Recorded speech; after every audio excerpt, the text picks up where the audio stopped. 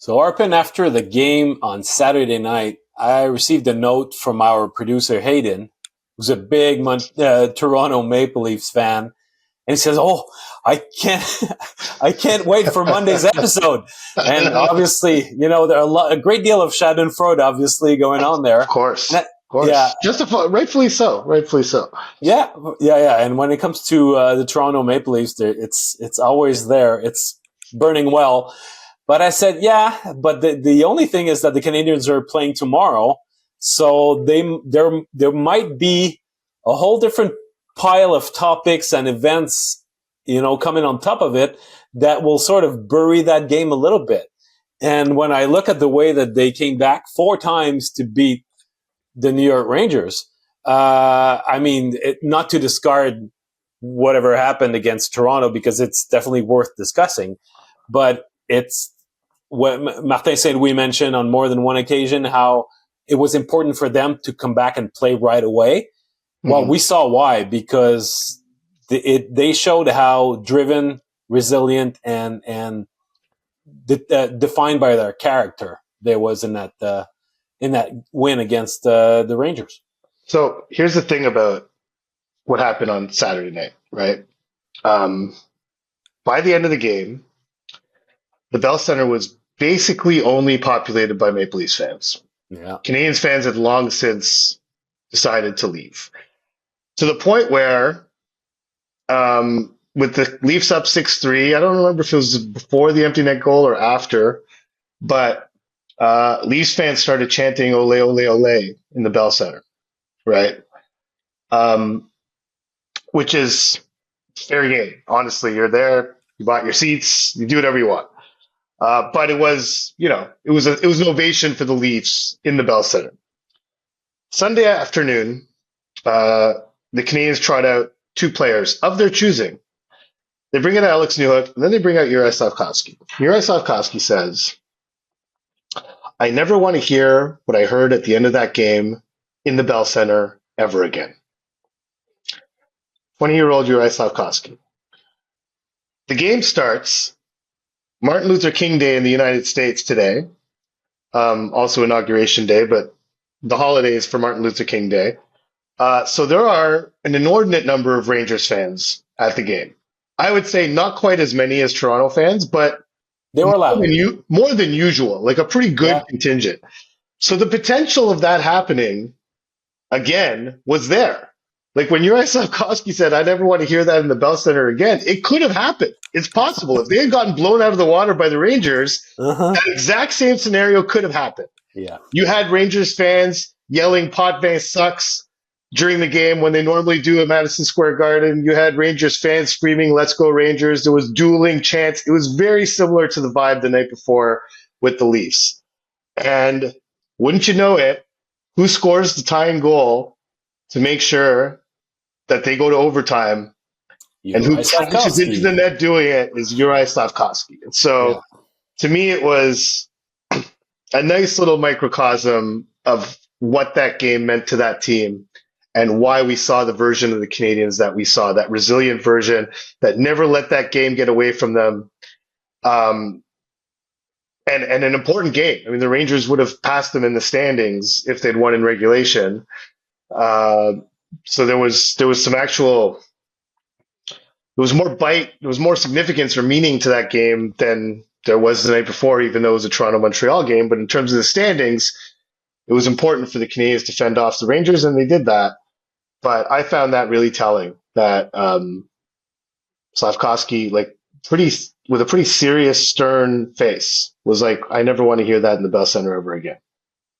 If there are lessons to be drawn from this season, that's one of them. And it's nice also that it comes from Slavkovsky. I mean, that goal, because over the weekend, that first line was on a mission. It really feels as though Slavkovsky is picking up steam. And, yes, they lost against the Maple Leafs in an ugly way. But in the second period, the number of chances that Caulfield had, to extend their lead to 4-0, 5-0, not to mention that chance from Dvorak, but Caulfield especially had so many scoring chances on Saturday. And then again on Sunday against the Rangers, same thing. That first line was a threat. It's really it's really nice to see because there was a time not so long ago where the third and fourth line were really not necessarily driving the bus, but they were setting the tone to a certain extent. And now it's really driven by the top guys. Alex Newhook is playing excellent hockey so far, his best of the season. Is the best player on his line right now. So it's good because the Canadiens and his line's been very good. Yeah, so they can rely on their best players, and they made it so that Sunday against the Rangers, it looked like Saturday was more a blip on the radar, and an understandable one. At some point, you can't maintain that crazy level, indefinitely without at some point, either lacking energy, losing your concentration a little bit, thinking that the way you've done things so far, if you just keep going, it'll work. There's also an opponent on the other side that was, that was eager to get their game going, and they sure did. The Maple Leafs starting into the second period. But I like the fact that throughout this weekend, and despite the opposite results, the top line is really, really there to play hockey for the Montreal Canadiens. 100%. And so that Leafs game was reminiscent of obviously the Penguins game in Montreal, December 12th. 3-2 Penguins after 2 periods. They pump in 6 goals in the third period to make it a 9-2 game. But so in both cases, it was a close game for most of the game, and then the Canadiens just fell apart. Actually, not in both cases. In both, I should say that they both ended with a run of goal. 7 straight for the Leafs, 6 straight for the Penguins. But I just didn't feel the same vibe in the Leafs game because the Canadiens were just so dominant for 30 minutes. Like they had 30 minutes where they were dominating the Maple Leafs.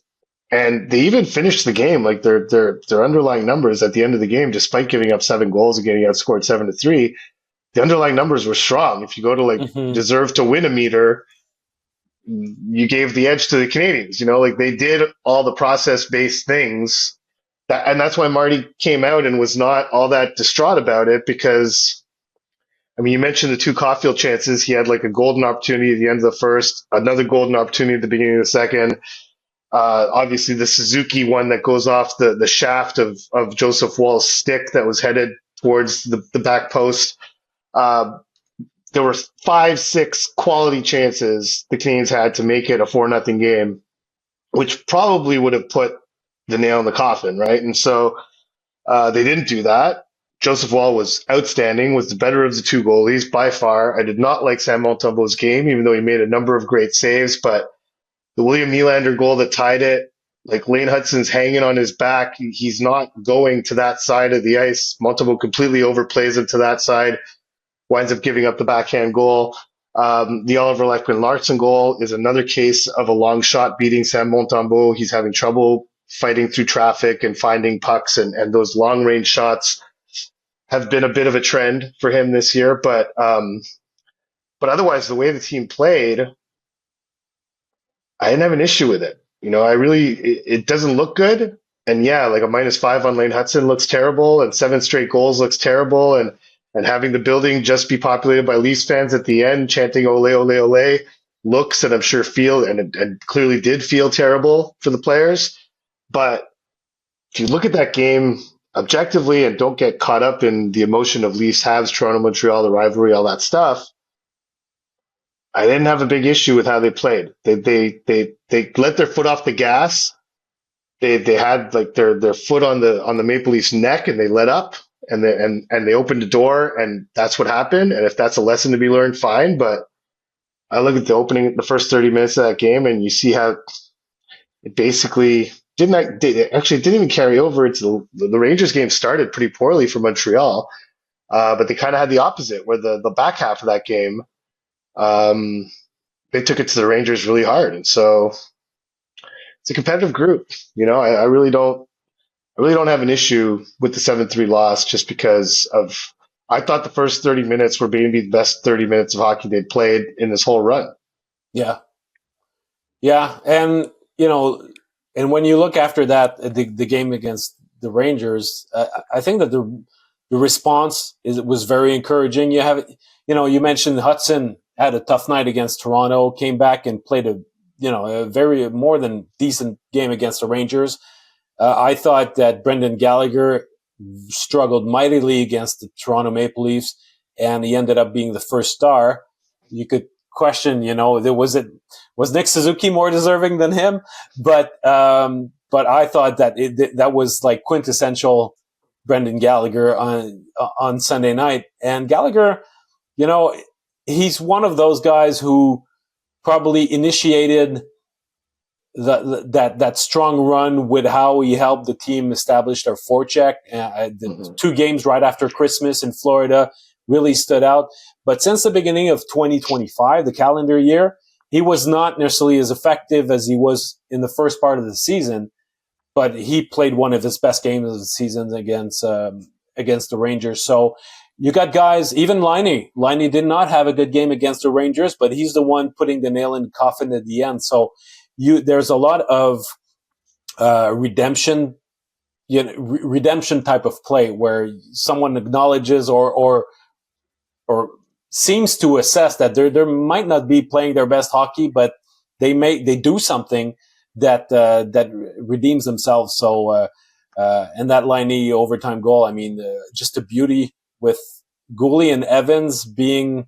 It's an interesting, a weird combination, weird combination there where you got a very defensively savvy guy, a guy who's straight shooter and all offense, but it's probably Gouli who's the most interesting there because it's an opportunity for him to showcase his offense more, and they've always said that he had that in him, and there was it was an untapped offensive potential, but the fact that he can use his skating ability and remain the defensively aware defenseman that he is, being put in that situation at 3-on-3 it's great for him to create something offensively, and he was all over that overtime goal.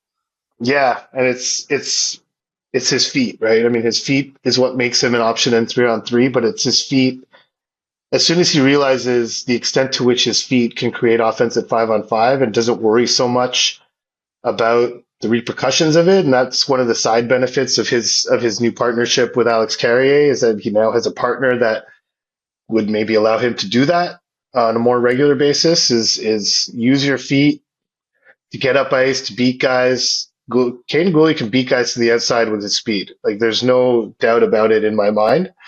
It's just a matter of convincing him that that's something that he should do. I don't even think it's a matter of convincing him that it's something he can do. It's just telling him that this is something we want from you more of. And I think the Canadiens for now are just happy to see him playing on the left and happy to see him kind of settling into his game. But like even last night after the Rangers game, Marty St. Louis mentioned Caden Gouli, how well he played, how the excellent brand of hockey he's been playing for quite some time, but always brings up his offensive touches as being something that's steadily improving. And I think that'll improve even more once he realizes that his tremendous skating ability is an offensive weapon. And, we saw it on that play. Not the greatest defense in the world from Chris Kreider or Keandre Miller on that play. Very kind of a bit lackadaisical there from Kreider. Like, could have gone stick on puck a little bit on Caden Gouli instead of just sort of half-assing it, but still recognize the situation. Patrick Laine, stick on the ice, goal scorer, knows what to do in a goal-scoring area, and buries it. So the Canadiens get through another difficult portion of their schedule, are right in there for a playoff position still, and continue to consistently win games. I mean, and they're not letting the rest of this pack leave them, because if you let up, Detroit's a perfect example. They won 7 in a row, then they lose 2 in a row. Now all of a sudden they're 5 points out of a playoff spot. They were right in there like a few days ago. So the meaningful games that this administration was hoping their young players would play in March, they might happen but they're getting those meaningful games right now. There's no margin for error. There's 8 teams vying for 2 playoff spots, and it's a race right now. So the Canadiens are getting that experience. And to talk about that and more, we have a guest. We never have guests. No, but we had people on our chat, subscribers to the Basu and Godin Notebook who were saying it'd be nice just as a change of pace to have a guest at some point. To hear someone other than you two blowhards talking so much. No, that wasn't actually what was said, but we can read between the lines. We know we can take a hit from every now and then. Yeah. So obviously, as it is the case on every Monday episode, we'll have our Monday mailbag at the end of the show. But without further ado, we'll welcome our friend from TSN, Frankie Corrado, who's joining us on the Basu and Godin Notebook.